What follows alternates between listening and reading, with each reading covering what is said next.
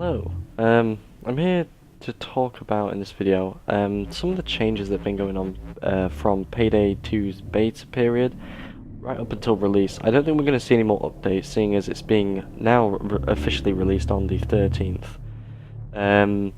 So I can't expect to see many more updates. The last update they did was not too big, there was just some fixes here and there.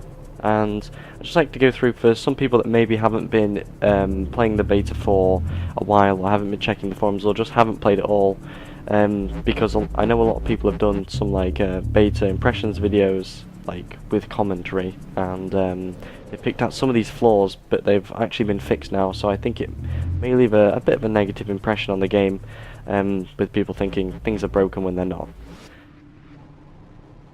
So the first thing I would like to mention is that, and this is quite a big one, there was no FOV slider before, and I know a lot of people get affected by FOV. It was quite a small FOV, to be honest, and they listened to feedback from a minority of players, and this was a minority of players, and they implemented it. So it's great to see that Overkill have been listening to feedback from even a small minority of the player base that may be affected by this. And just implementing features as big as an FOV slider, it's not an easy job. Just adding one of those, it's not like fixing a bug. So yeah, that's pretty good. One of the other things they've done is they've also improved that. Well, I feel as if they've improved their netcode. I don't know if they've directly said it, but I'm having a lot less issues with players dropping out of games mid-game, which is really good to see.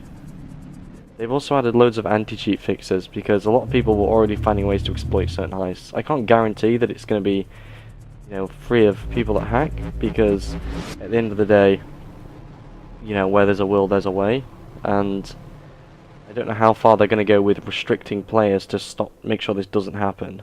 But it's a lot less than it was before. I was actually in a couple of games at the start where I had someone who was glitching into a spot so he couldn't be attacked and things like that, so they fixed that sort of stuff.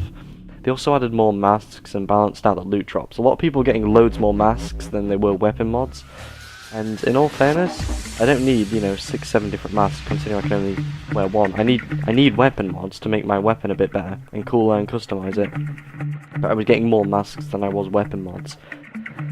You also don't get weapon mods for guns that you are nowhere near to owning now.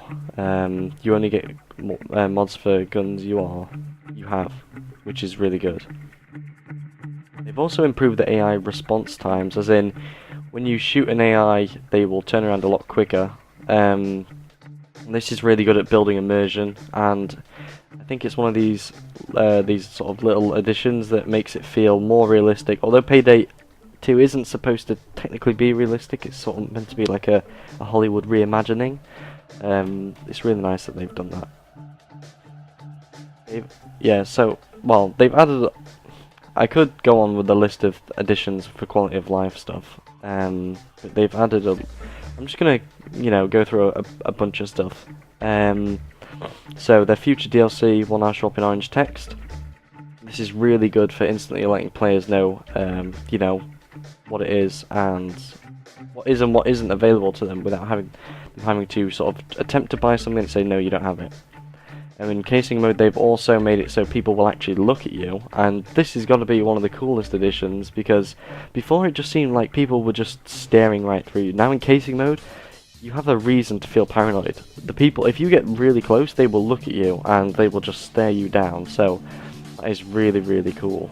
Before it sort of ruined the feeling of casing out a joint.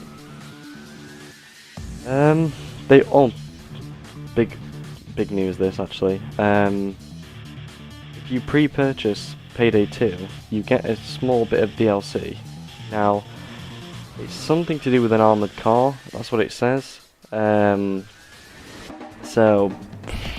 I don't know, it's like an armoured car heist, something like that. I don't think it's going to be too big, but that's something to look forward to if you did pre-purchase it. And the last thing they've sort of done is, in their latest update, they've balanced the control phase out. So, what that means for the player is that if you take a lot of hostages, they're going to hold off before they storm you. So there is actually more of an incentive to take hostages and protect them. Okay, so don't let your hostages run free like almost everybody does. pretty much everything that's been changed. There's been a lot of bug fixes and things like that. I can't list them all because I'll be here till forever. But these are some of the main things that you can look forward to in release. They've really tightened the game up, and I'm actually really excited for its release. So hopefully I will see you heisting on the 13th, and I look forward to playing the game with you.